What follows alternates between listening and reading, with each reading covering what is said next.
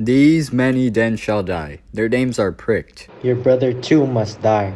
Consent you, Lepidus? I do consent. He shall not live. Look, with a spot I damn him. But Lepidus, go you to Caesar's house.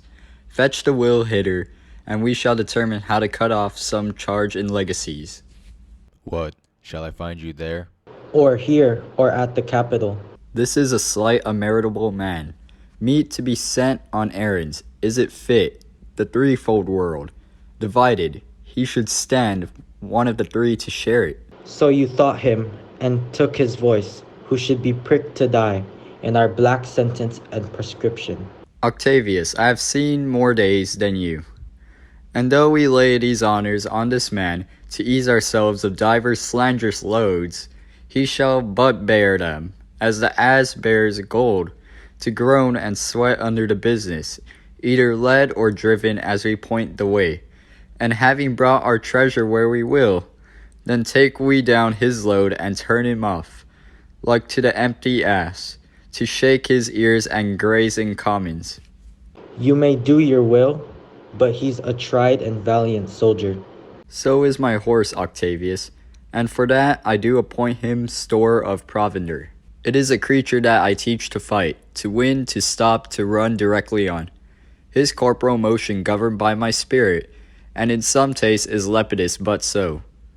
He must be taught and trained and bid go forth, a barren-spirited fellow, one that feeds on objects, arts, and imitations, which, out of use and stalled by other men, begin his fashion, do not talk of him, but as a property. And now, Octavius, listen great things. Brutus and Cassius are levying powers. We must straight make head.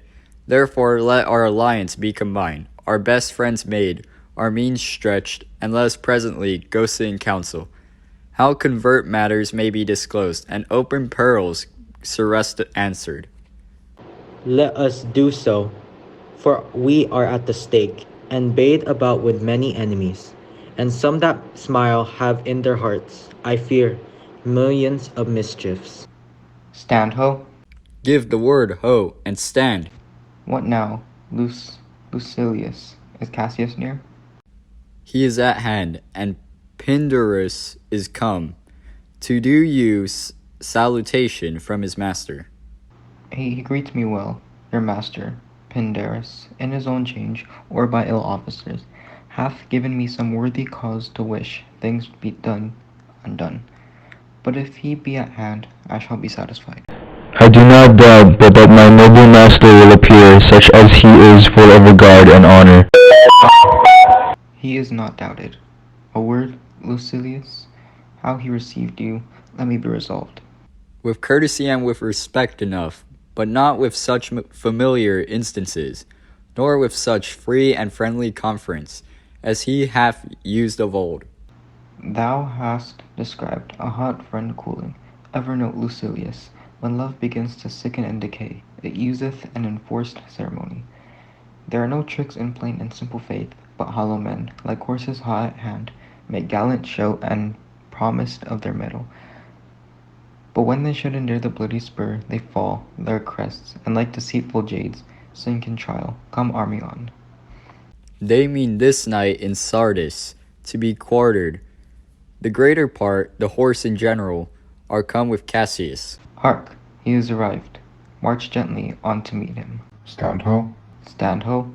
Speak the word along. Stand! Most noble brother, you have done me wrong. Judge me, you gods. What? Wrong I my enemies, and if not so, how should I wrong a brother? Brutus, the sober form of your hides wrongs, and when you do them, Cassius, be content. Speak your grief softly. I do know you well. Before your eyes of both your armies are, which should perceive nothing but love from us, let us not wrangle. Bid them move away. Then in my tent, Cassius, enlarge your griefs, and I will give you your audience. Pindarus, bid our commanders lead their charges off a little from this ground. Lucilius, do the like, and let no man come to our tent till we have done our conference. Let Lucius and Titinius guard our door. That you have wronged me doth appear in this. You have condemned and noted Lucius Pella for taking bribes here on the Sardines. Where in my letters, praying on his side, because I knew the man was slighted off. You wronged yourself to write in such a case. In such a time as this is not meet, that every nice offense should bear his comment. Let me tell you, Cassius, you yourself are much condemned to have an itching palm to sell and mart your offices for gold to underservers. I am an itching palm? You know that you are Brutus that speaks this, or by the gods, this speech were else your last. The name of Cassius honors this corruption, and chastisement doth therefore hide your head. Chastisement? Remember March, the Ides of March, remember. Did not great Julius bleed for justice' sake? What villain touched his body, that did stab and not for justice? What shall one of us, that struck the foremost man of all this world, but for supporting robbers, shall we now contaminate our fingers with base bribes, and sell the mighty space for our large honors?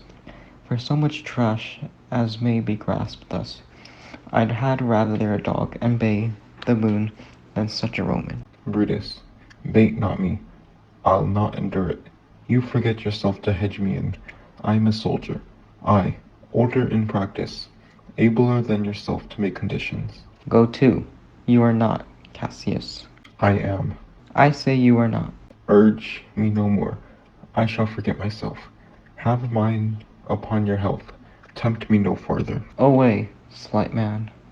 Isn't it possible? Hear me, for I will speak. Must I give way in room to your rash choler? Shall I be frightened when a madman stares? O ye gods, must I endure all this? All this? Ay, more. Fret till your proud hearts break. Go show your slaves how choleric you are, and make your bondmen tremble. Must I budge? Must I observe you? Must I stand and crouch under your testy humor? By the gods, you shall digest the venom of your spleen, though it do split you. For, from this day forth, I'll use you for my mirth, yeah, for my laughter, when you are waspish. Is it come to this? You say you are a better soldier. Let it appear so. Make your vaunting true, and it shall please me well. For my own part, I shall be glad to learn of noblemen. You wrong me every way. You wrong me, Brutus. I say, an elder soldier, not a better. Did I say better? If you did, I care not. When Caesar lived, he durst not thus have moved me. Peace, peace. You durst not so have tempted him. I durst not? No. What? Durst not tempt him? For your life you durst not. Do not presume too much upon my love. I may do that I shall be sorry for. You have done that you should be sorry for. There is no terror, Cassius, in your threats, for I am armed so strong in honesty that they pass by me in the idle wind, which I respect not. I did send to you for certain sums of gold, for which you denied me, for I can raise no money by vile means. By heaven, I had rather coin in my heart and drop my blood for drachmas, than to wring from the hard hands of peasants their vile trash by any indirections. I did send to you for gold to pay me legions, which you denied me. Was that done like Cassius? Should I have answered Caius Cassius so? When Marcus Brutus grows so covetous to lock such rascal counters from his friends, be ready, gods, with all your thunderbolts. Dash him to pieces. I denied you not. You did. I did not. He was but a fool that brought my answer back.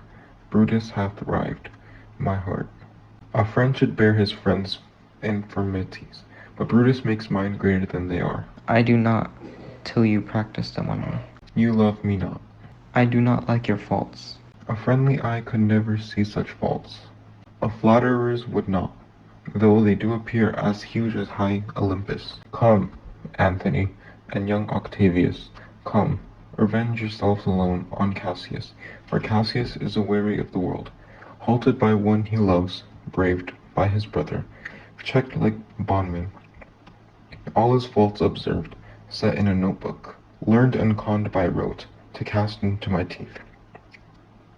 Oh, I could weep my spirit from mine eyes. There is my dagger. And here my naked breast, within a heart dearer than Pluto's mine, richer than gold, if that thou best a Roman, take it forth. I, that denied thee gold, will give my heart, strike as thou didst at Caesar. For I know, when thou didst hate him worst, thou loved him better than ever thou lovest Cassius. Sheath your dagger. Be angry when you will. It shall have scope. Do what you will. Dishonor shall be humor. O Cassius, you are yoked with a lamb that carries anger as the flint bears fire, who, much enforced, shows a hasty spark and straight is cold again. Hath Cassius lived to be but mirth and laughter to his Brutus when grief and blood ill-tempered vexed him? When I spoke that, I was ill-tempered too. Do you confess so much? Give me your hand. And my heart too. O Brutus, What's the matter? have you not loved enough to bear with me when the rash humor, which my mother gave me, makes me forgetful? Yes, Cassius, and from henceforth, when you are over-nearest with your Brutus, he'll think your mother chides and leaves you so. Let me go in to see the generals. There is some grudge between them. 'Tis not meet.